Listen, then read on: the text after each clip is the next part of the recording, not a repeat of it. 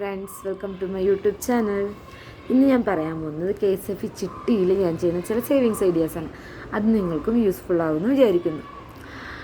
KSF ചിട്ടിയിൽ പൊതുവെ ഞാൻ ചേർന്ന് കഴിഞ്ഞാൽ ചിട്ടിയുടെ കാലാവധി തീരുന്നവരെ ആ എമൗണ്ട് ഞാൻ ഉപയോഗിക്കാൻ ശ്രമിക്കാറില്ല. പൊതുവേ ഞാനൊരു 3 വർഷമുള്ള ചിട്ടിയാണെങ്കിൽ 1.5 വർഷമാകുമ്പോൾ ആ ചിട്ടി എമൗണ്ട് വിളിച്ച് KSF തന്നെ ഫിക്സ്ഡ് ഇടും.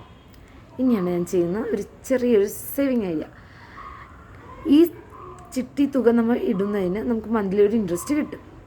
ആ ഇൻട്രസ്റ്റ് വേണമെങ്കിൽ നമുക്ക് ചിട്ടിയുടെ കാലാവധി തീരുമ്പോൾ ഒരുമിച്ച് അക്കൗണ്ട് വെച്ചിടാകുമ്പോൾ നമുക്ക് കിട്ടും. അല്ലെങ്കിൽ നമുക്ക് ചെയ്യാവുന്നത് ചിട്ടിയുടെ എമൗണ്ട് എല്ലാ മാസവും നമുക്കൊരു അക്കൗണ്ടിൽ ക്രെഡിറ്റ് ചെയ്യുന്ന രീതിയിലാക്കാം.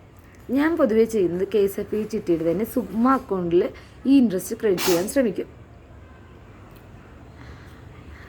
അപ്പോൾ നമുക്ക് ചിട്ടിയുടെ കാലാവധി തീരുമ്പോൾ ചിട്ടിയുടെ ഇൻട്രസ്റ്റിന് പുറമെ സുഗ്മയുടെ അക്കൗണ്ടിൽ വിടുമ്പോൾ സുഗ്മയുടെ അക്കൗണ്ടിൻ്റെ ഇൻട്രസ്റ്റും കൂടി കിട്ടും. അങ്ങനെ ഒരു ബെനിഫിറ്റ് നമുക്ക് KSF ചിട്ടിയിൽ നമുക്ക് കിട്ടുന്നതാണ്. ഇത് നിങ്ങൾക്കും ചെയ്ത് നോക്കാം.